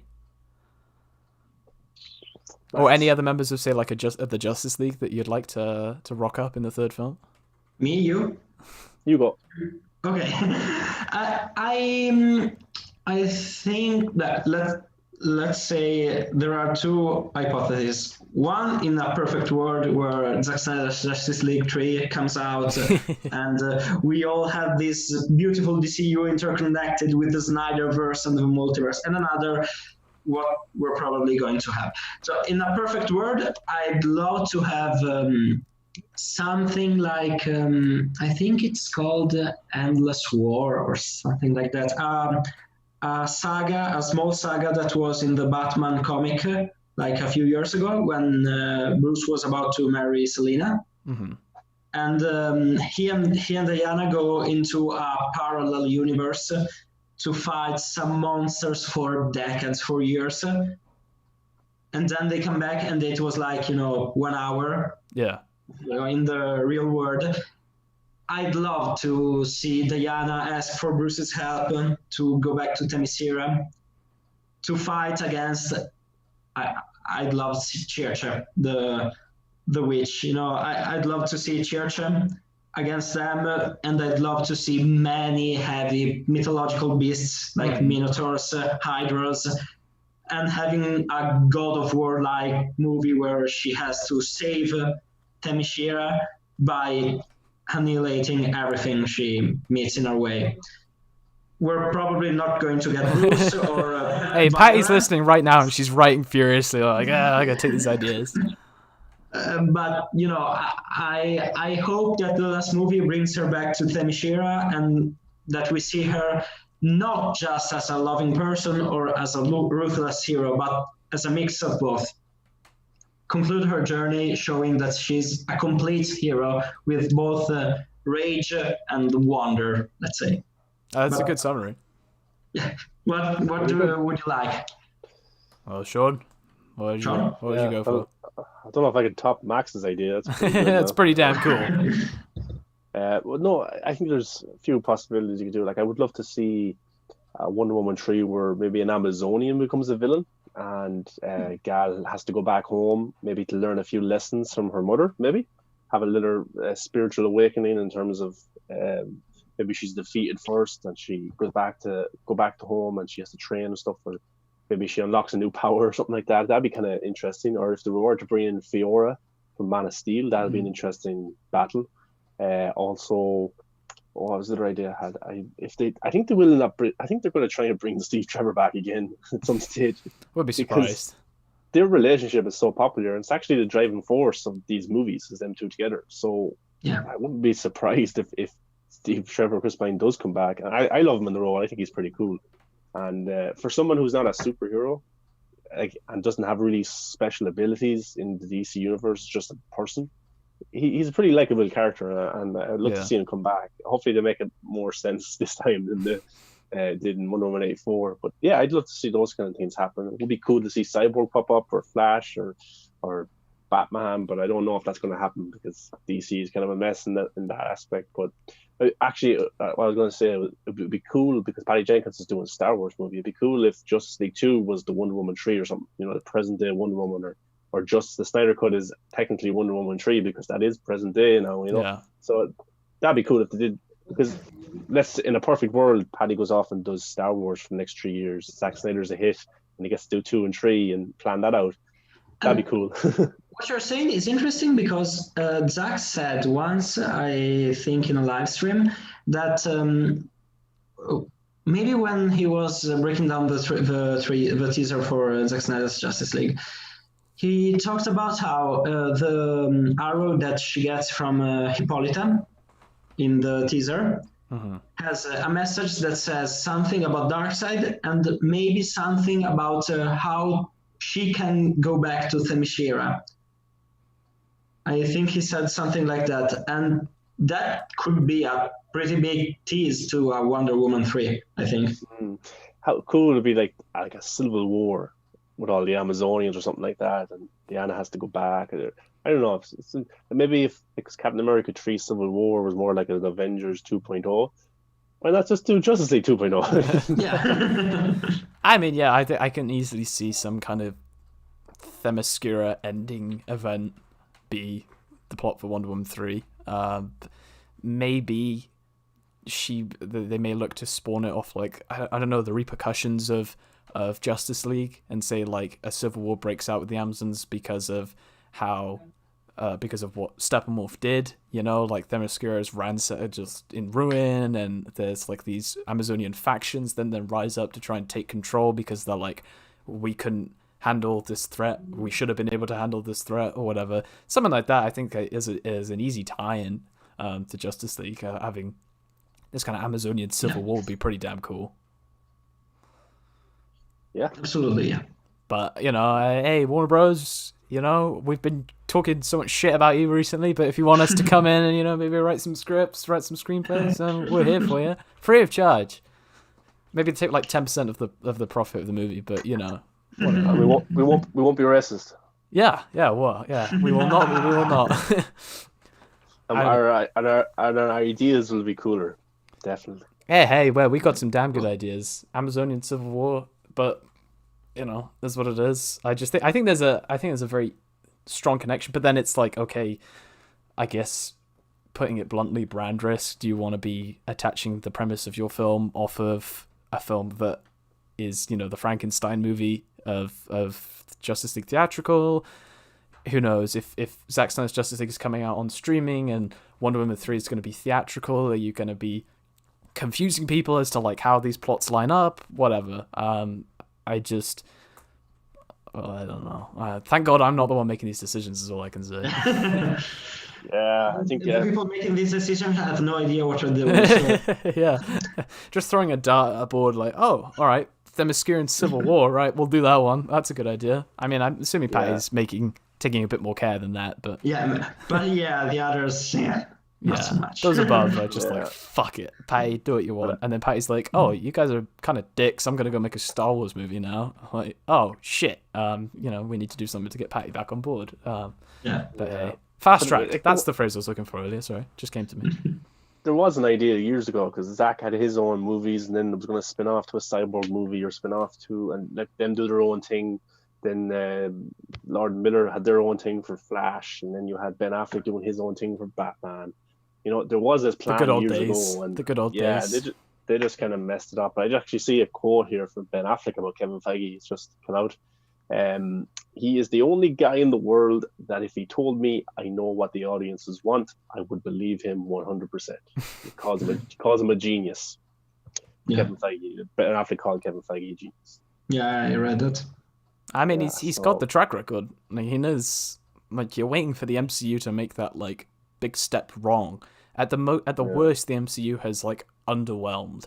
I think is like the worst label that you could put on a film about the MCU. Obviously there'll be people who disagree with me and say like, this film was trash, this was crap, whatever. But to the general audience and to like the box office numbers, the worst a Marvel movie has done is underwhelm and been a bit formulaic. That's it. It hasn't had the controversy surrounding it like DC has. And I think it's one of those things that people need to accept is that I don't think anyone will ever get to that MCU-like state, but the best you can do is your own thing.